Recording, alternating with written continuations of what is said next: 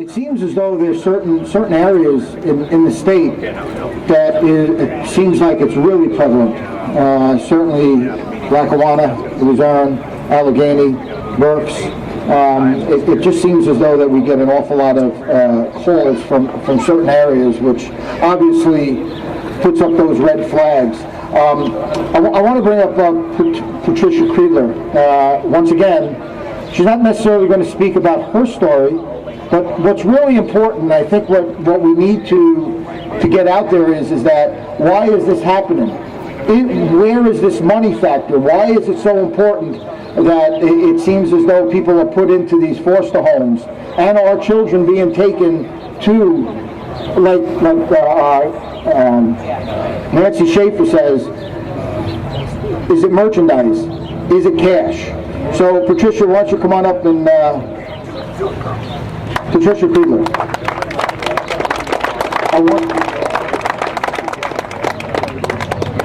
Can I play this? Okay, go ahead. Hello everybody, my name is Patricia Kreidler and I want to thank everybody for coming out and showing your support for all of these abused families. I don't have to tell you about all of the corruption and the ugliness going on in our courtrooms today. There is so much pain and so much devastation being endured by the families that are victimized by the system that is there to protect them. Innocent children and loving parents are being separated, tormented, and ultimately destroyed. All for financial gain to feed the greed. For the financial gain of our court system run amok. It's all happening behind closed doors, and there's nowhere to turn for help.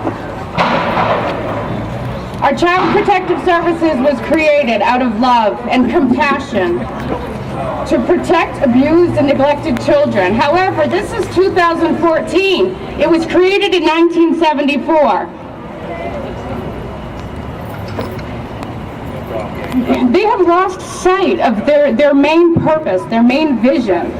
With the almost uncapped supply of federal funding being raked in by our government, our judges, our lawyers, our caseworkers, GLs, etc.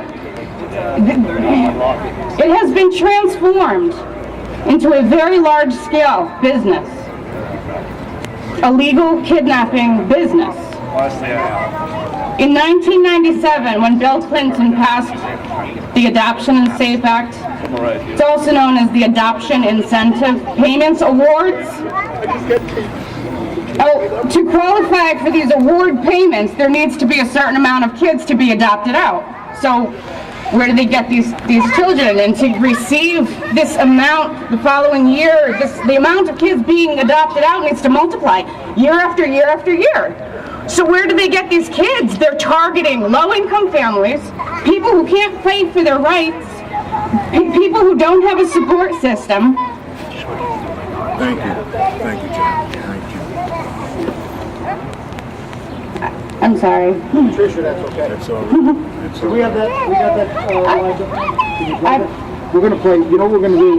We're going to play that Nancy Schaefer clip. And actually this rally was in memory of Nancy Schaefer. It's a little long, and I know most of you have probably heard this clip, or some of you have, but for those that haven't, I think it's very real, and really what Patricia is talking about here.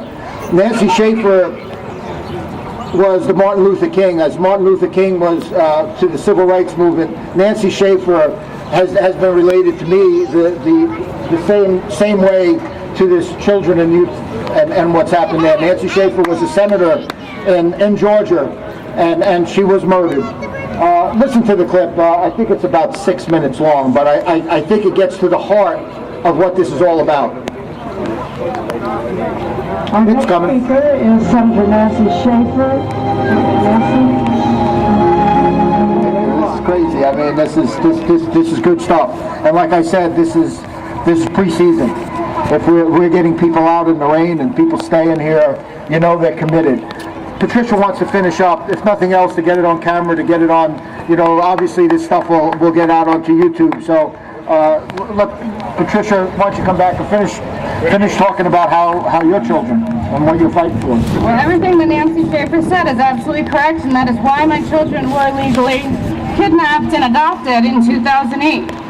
After 2 years of complying with service plans, going to Circus Act court hearings, doing absolutely everything that I was told to do, my caseworker came to me and she said, "Your kids are coming home." I finally got good news. I was elated.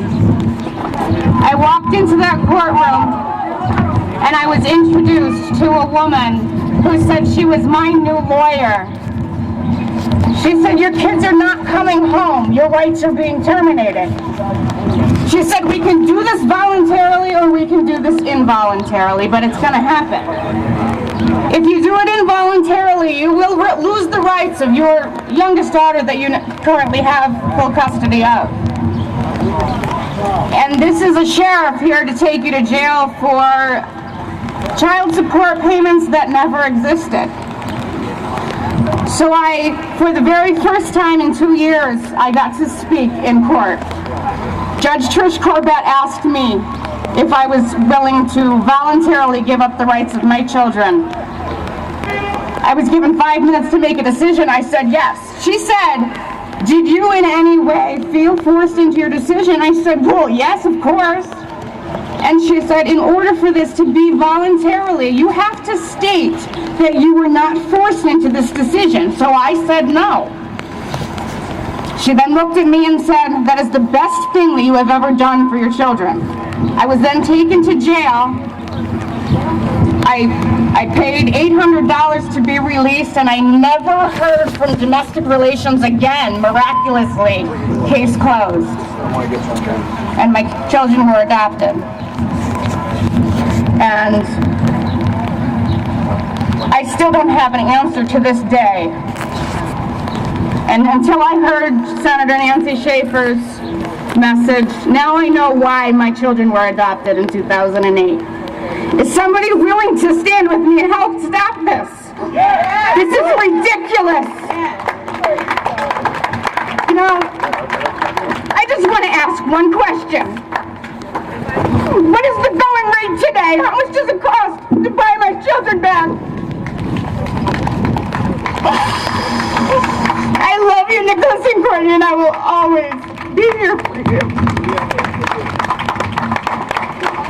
We have not yet begun the fight, sister. Thank you, Patricia.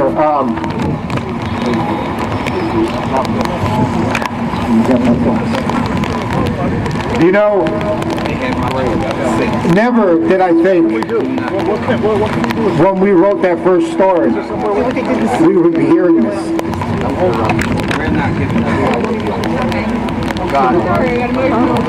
I hear it every day from around the country. When are people going to stand up? And that's why I'm glad. I'm glad people are coming together. I'm glad the Tea Party was here today. I really am. And I'm glad Labor was here today. And I'm glad the church was here today. This is not about whether you're Democrat, Republican, Communist, Libertarian. It doesn't matter. We know in our hearts there's something wrong. She mentioned Judge Trish Corbett. I'm going to tell you right now. You can say booed, and that's right.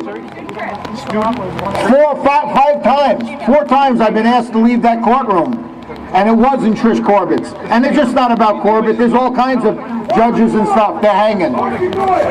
They're all there. That's right. We got to start looking about what's going on here. Listen, we want to get as many people up here as possible. I want to get Bruce Levine. Bruce actually brought the story to the Gazette. And from there we move forward. There's so many people that want to talk, but we also want people to get on camera so we can get this out. Bruce, come on up.